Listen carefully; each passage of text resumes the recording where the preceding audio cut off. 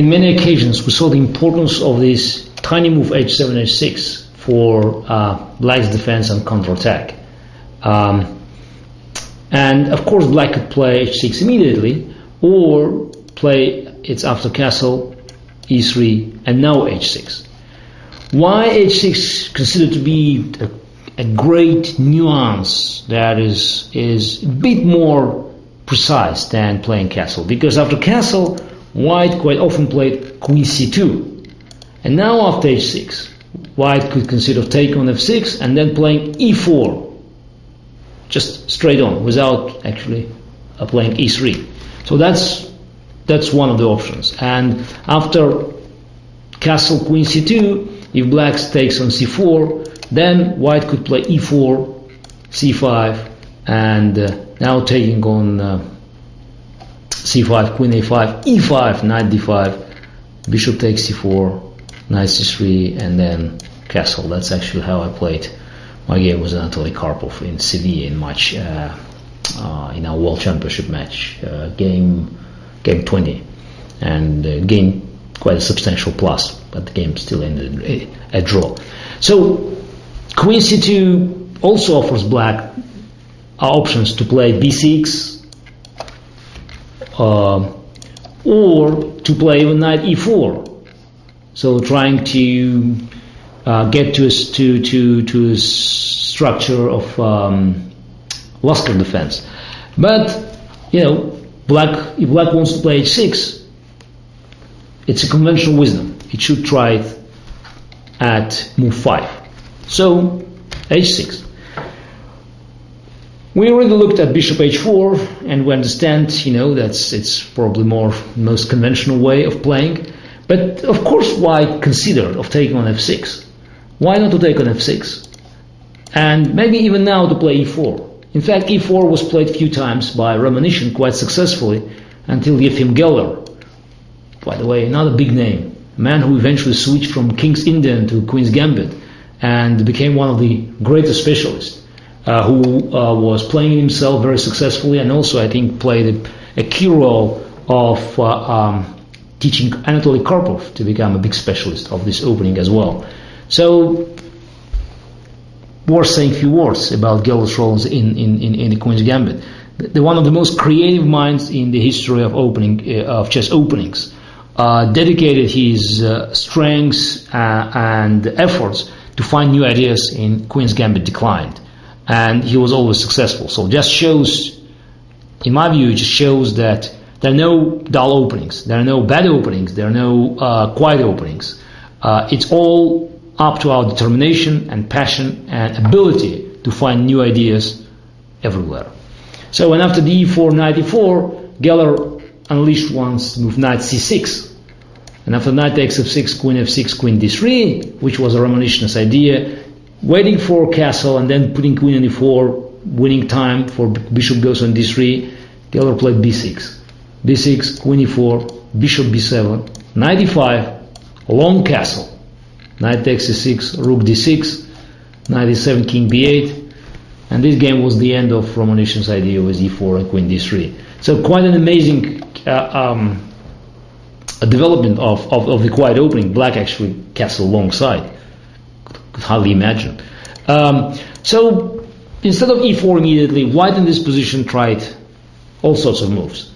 Queen b3, queen c2, and of course normal move e3. And queen d2. So queen b3, c6, long castle was tried once by Jan Timman against Artur Yusupov. So unsuccessfully, it proved to be that black's initiative on the king side is more than sufficient.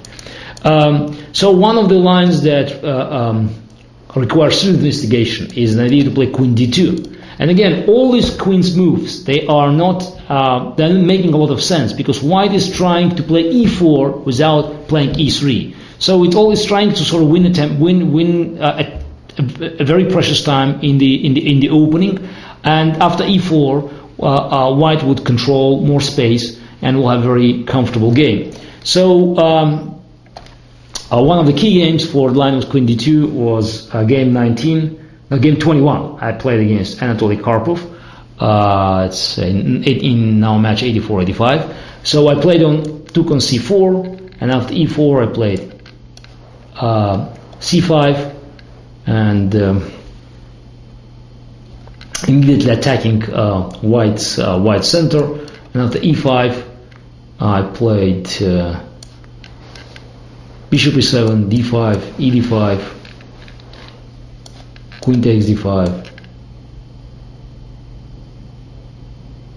No, sorry. ec4, c5. He played d5, ed5, e5. That was okay. Bishop g5, queen takes d5, knight c6, bishop c4, and then castle.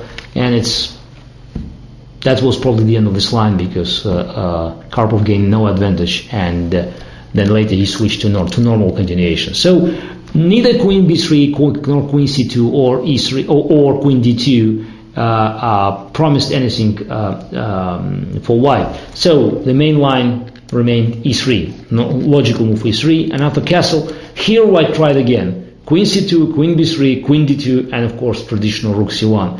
I myself played queen c2, beating Jan Timman in USSR versus the world in 1984, and then I equalized with Karpov a couple of times in game 27 in our match in 84-85, and in game 4 in our match in 85.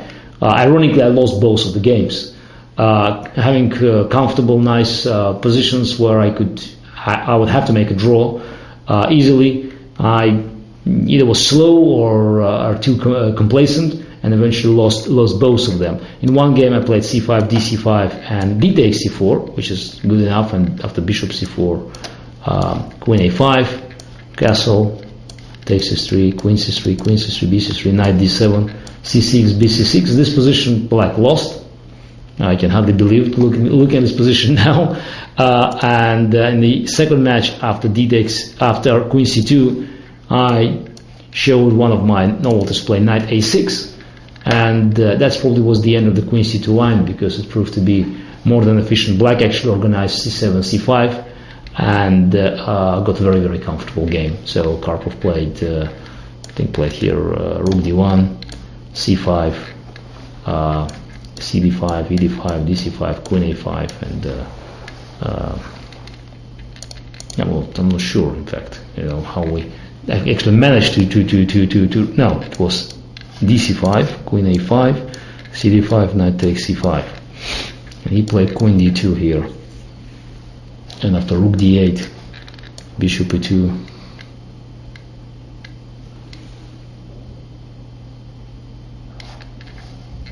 rook d8, knight d4, rook d8, knight d4, ed5, bishop a2, and here black could have an easy game, just simply playing bishop e6 and then queen b6 and then knight e4. So that's another line to equalize. So e3, castle, queen c2 was neutralized. Karpov also tried queen d2 against me. It was a game 6 in the match, so he recognized that knight a6 was a good move, and I followed Portish line, which was good enough to equalize. D takes c4, bishop c4, knight d7, castle c5, and eventually the game ended as a draw.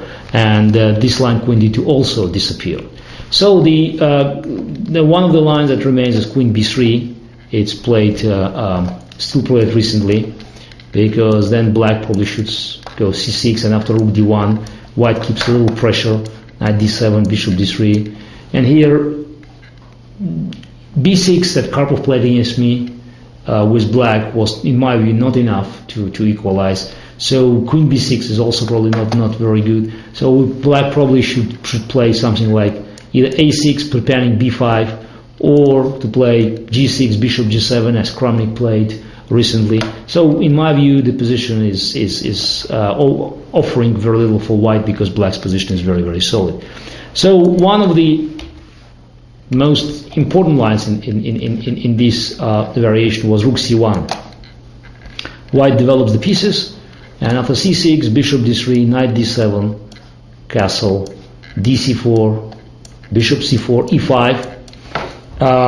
The innocent move h3 created most of the problems for black. h3, First time I played against Karpov in our match in 85, game 23, and I quickly gained big advantage because Karpov was unprepared, and after e4, knight b6, bishop b3, he couldn't develop his pieces normally. It seems that black has no problem at all, but eventually after bishop a5, rook e1, it has to be very cautious, because rook e8, white takes on e8, and then goes queen d2, and then rook goes on e1, and there's this unpleasant pressure on this diagonal, and also it potentially creates problems, because if black bishop goes back on g6 h7, it's not participating in the game, while white still controls the central squares better than black. Karpov couldn't manage to equalize, and then we played this line a few more times, and by employing this line I even won a very famous and crucial game of the match in 86, rematch in 86. It took time for black to actually find the right move order, and then in this position they always play a5, a3, important to weaken this queen side, rook a8, rook takes e8, queen d2, and now queen d7, rook e1, rook e8, rook takes e8, queen takes e8, and after queen f4, bishop e6, bishop takes e6, queen takes e6, queen c7, knight c4, queen takes b7, bishop takes d4, and after knight d4, queen e1, position is a draw, king h2, queen e5 check.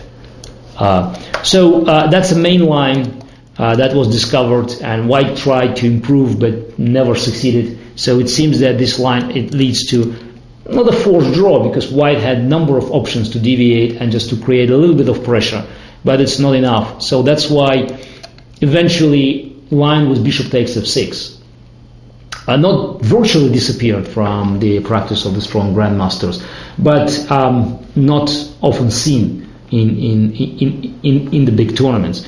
But it's again for your purposes, for the purposes of having fun, of playing interesting games of chess, especially if you play rapid or blitz chess. There is always room for improvement, and lines with bishop f6 is as good as any other line with retreating bishop h4 or playing bishop f4 instead of bishop g5.